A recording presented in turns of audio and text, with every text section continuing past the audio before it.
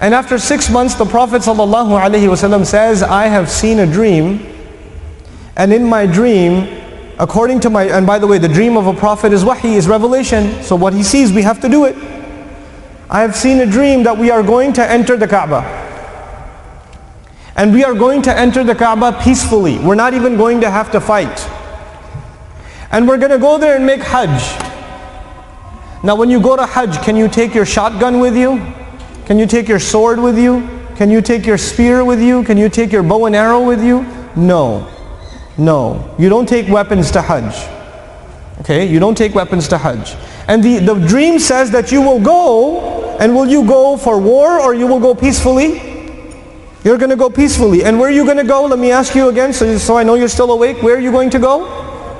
You're going to go to Mecca. Where did the Quraysh come from? Mecca. Where did they come? To Medina. Why did they come to Medina? To kill all the Muslims. And now the Prophet sees a dream. 6 months later, we should go to Mecca. And we should go without any weapons to make Hajj. And nothing's going to happen because I've seen a dream. And the Muslims believe him. Let's go. If you've seen a dream, let's go.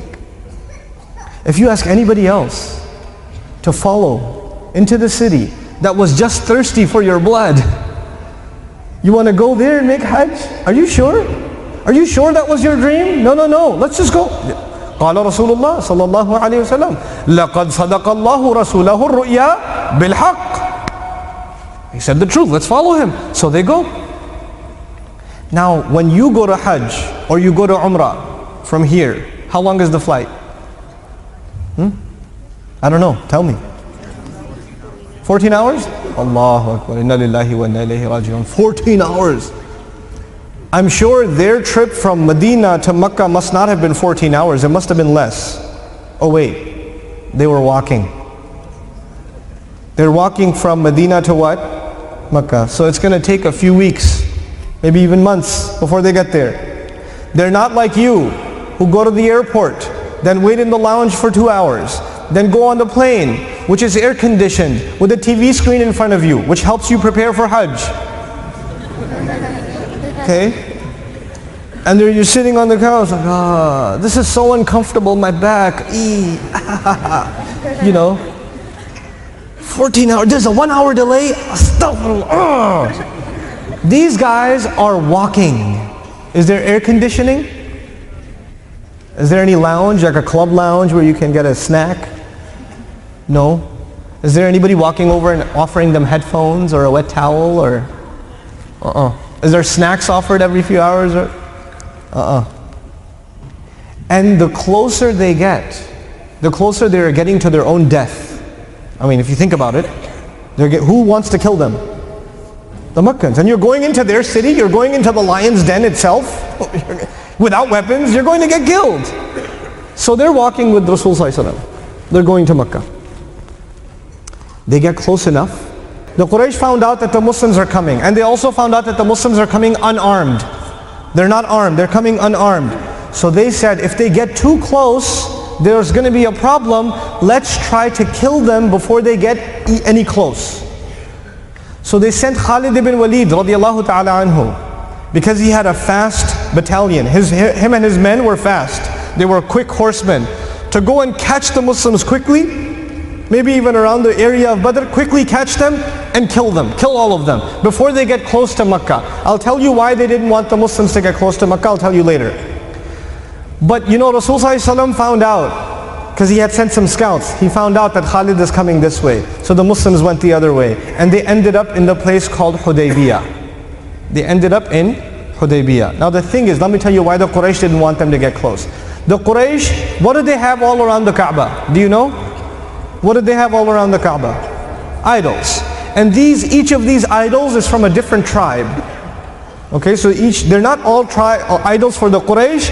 Some idols are for the people of Ta'if, some idols for the people of somewhere else, you know, the Hudalis or whoever else, right? Different tribes, all of their idols are sitting in Mecca.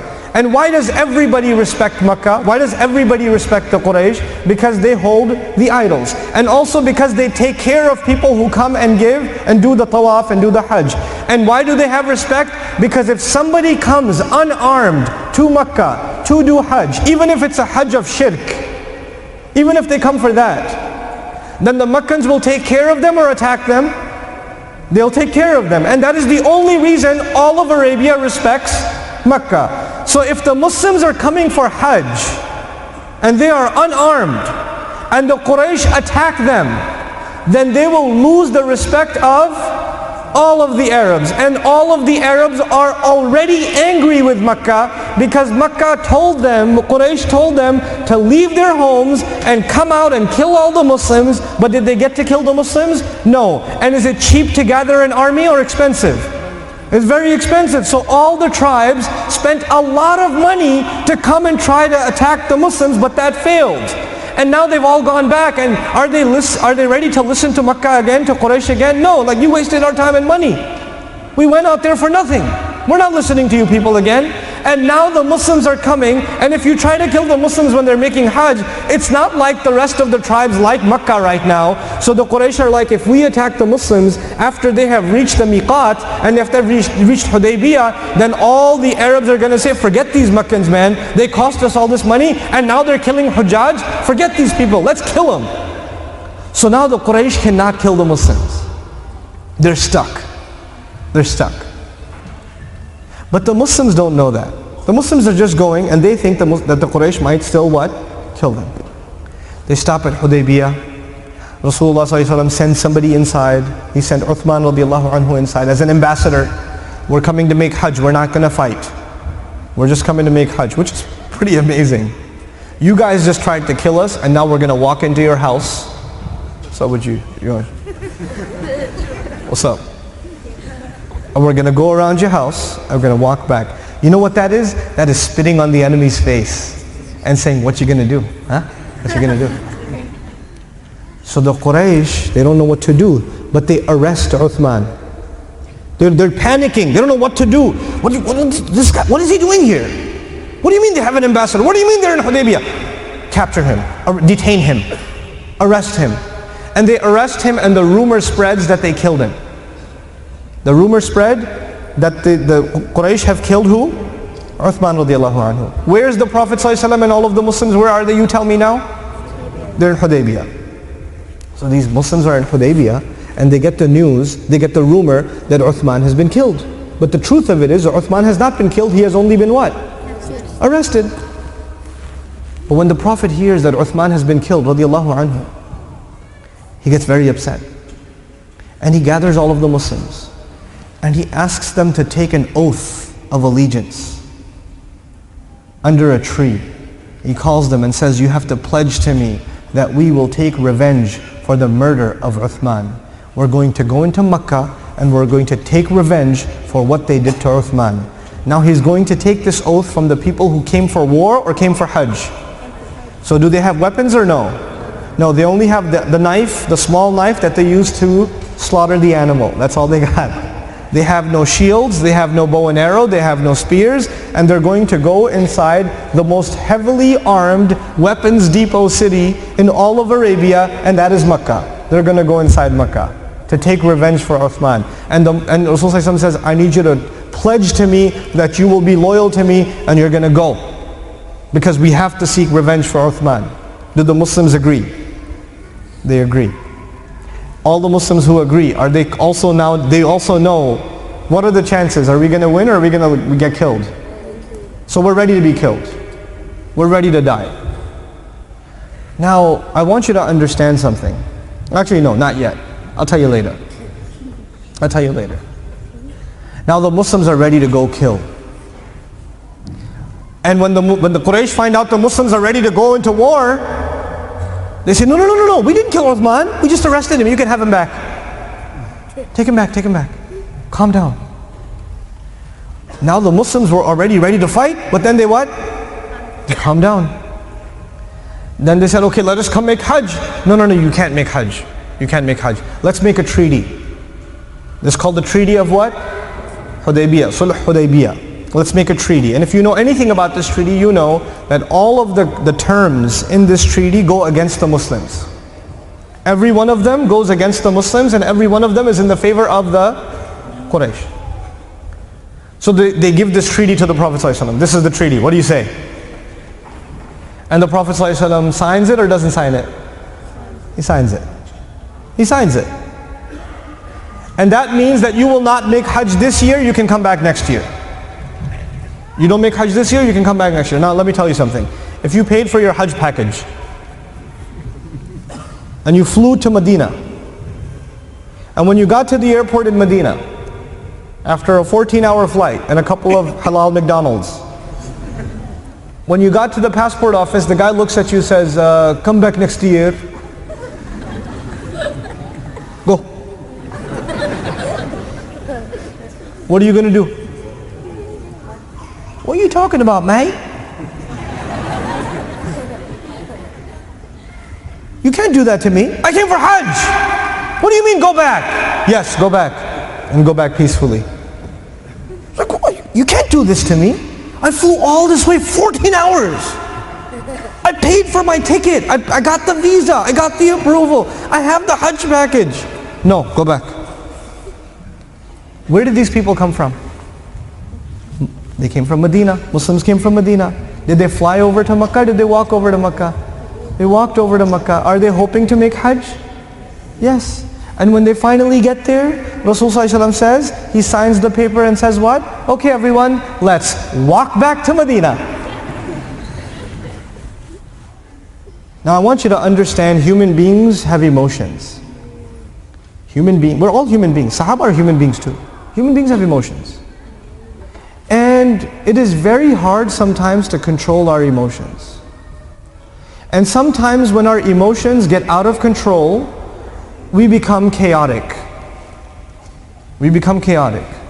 You know, when a large group of people become very angry, there can be a riot. Isn't that true? Because of their emotions, there can be chaos. Isn't that what happens? Rasulullah 6 months ago, along with all of the Muslims, almost got killed.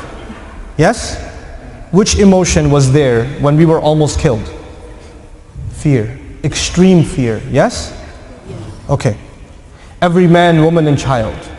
That fear is described in Surah Al-Ahzab. We were in a state of fear. Okay. 6 months later, the Prophet ﷺ says, I have seen a dream. We're going to go where? Makkah. Now there's concern. Really? Are we going to go to Makkah? Maybe even doubt. But no, he said it. We should go. We should go. And now there may even be more fear, because that time the murderers came to us, now we are going to the murderers. The killers came to us, now we're going to the killers. So there may even be even more fear. Then they finally make it to Hudeybiye. When they get to Hudeybiye, there is hope. Because now we cannot be attacked, so there is hope that we will do what? We'll do Hajj. By the way, is going to Hajj cheap? You have to spend a lot of time and you have to spend a lot of money. You have to spend a lot of time and a lot of money. It's not cheap even for the Sahaba to go to Hajj. It's not cheap. So now they're full of hope. Then the news comes that Uthman radiallahu anhu has been killed, and the Muslims are full of what? Anger.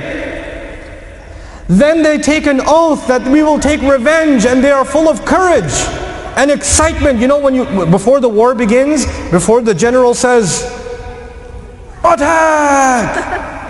But before he does that, what are the soldiers doing? You know, like the guy in the boxing match before ding ding ding, or before a UFC fight. Okay, don't pull each other's ears, don't bite each other. Go. But before he does go, what are people doing? What are those two guys doing? You know? You're filled with aggressiveness, right? Is that a calm emotion or an intense emotion? That's a very intense emotion. So we're talking about intense fear, intense hope, intense aggression, intense anger. These people have gone through a lot of intense emotions. You with me so far? Now Rasulullah sallallahu alaihi wasallam signs a treaty, and they feel like this treaty is intensely insulting. What? We don't get to make Hajj? What? If one of us runs away from Makkah, We have to send them back to Makkah? What, we have to go back? We can't fight them? We were ready to just take revenge right now. And now we have to just go back home? Disappointment, frustration. There are so many emotions in these people. And it's not one person. It is lots of people. Now let me tell you something. If you have one young man who is very angry, extremely angry, is it easy to calm him down? No. Calm down, son, calm down. Just relax. Okay, just relax. It might take you 30 minutes before this young guy, whose nostrils are, they're swelling up like. It might take a while before he calms down. You understand? That is just one angry man.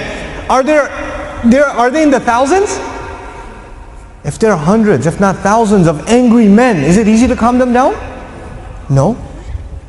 Rasulullah sallallahu alaihi wasallam turns to them and he says, we're not going this year, let's go back. He said, I thought you saw a dream. We're going to make Hajj. And Rasulullah sallallahu alaihi wasallam said, I never said this year.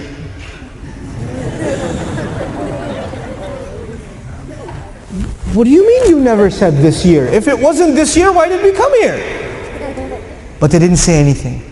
And Rasulullah said, everybody take your ihram off. Because once you put the ihram on, you have made the intention for Hajj.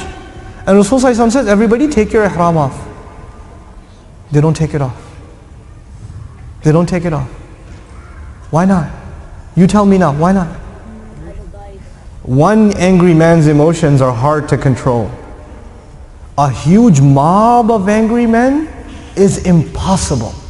It is impossible. If all of you were angry at me and I said, calm down, I would be dead. It's over. I cannot. You're going to kill me. You understand that? You cannot control a mob. It's impossible. It's absolutely impossible. When there's chaos in sometimes you see on the news, there's a group of people and somebody fires a gun in the air. And the whole crowd, what happens to it? Everybody goes in different directions and they're running over each other and there's chaos. And if somebody's saying, everybody stop! Do they stop? No. You can't control them anymore. Their emotions are too high. Now Rasulullah ﷺ comes back into his tent and he's shocked because this is the first time he has not heard Sami'na wa ata'na. This is the first time. And the mother of the believer sees him. And she says, don't worry, you just take yours off, they will calm down. So he takes his off. And then when he goes, and you shave your head. And he goes outside, and what do they start doing? They're angry, they're upset, I can't believe we're going to walk all the way back now? Why do we come all this? No, okay, fine. We'll just take it all off. We'll take the ihram off, we're going back home. Now, this was a pretty important incident. So Allah decided to describe this incident. Now I'm at my point. I painted a historical event for you so far. What happened in history? Now I want you to see how Allah describes this event. Not how I describe this event, not how you describe this event, not how the Sahaba thought about this event, not even how Rasulullah sallallahu alaihi wasallam sees this event, but how Allah sees this event. The ayah comes down to describe this entire story, and the ayah says, Bismillahir Rahmanir Rahim, Inna fatahna laka fatham mubina. No doubt about it, we have granted to you an obvious, unconditional, open, clear victory. You have been given a special favor of the most awesome victory of all time. That is the Qur'an's description of what happened. This is actually the ultimate victory. What? This is the ultimate victory? If you ask a Muslim child, what was the day of victory in Islam? In the seerah of the Prophet ﷺ, what is the day of victory? What are they going to say? When Makkah was conquered. Yes? When Makkah was conquered was the day of victory. Inna fatahna laka fathan mubina did not come down when Makkah was conquered. Inna fatahna laka fathan mubina came down when we didn't get to go to Hajj. When we signed a treaty that was against us. When we were completely disappointed. Where's the victory? I don't see it. CNN won't see it. The historian won't see it. Even Sahaba don't see it. The Sahaba don't see it. How can you call this victory? Oh, by the way, Allah did not say, Inna fatahna lahum fathan mubina. Inna fatahna laka. Laka, Ya Rasulullah. Laka, sallallahu alayhi wa sallam. Fathan mubina. I want you to understand this. According to Allah, the greatest victory of the Prophet sallallahu alaihi wasallam, because this is not a victory for the Muslims, this is not a victory for Islam. In the ayah, this is a victory for Rasulullah sallallahu alaihi wasallam. The greatest victory in the seerah of the Prophet sallallahu alaihi wasallam are the Sahaba, who even when they have the most intense emotions, they still obeyed Rasulullah sallallahu alaihi wasallam. That is the ultimate victory. This mob who was able to control their emotions, because their emotions are very high, but their loyalty to Allah's Messenger is even higher, and out of that loyalty they can maintain their discipline. There is never ever going to be a greater victory than this, ever. It's not Hudeybiye, it's the Sahaba. It's the Sahaba. People miss this point.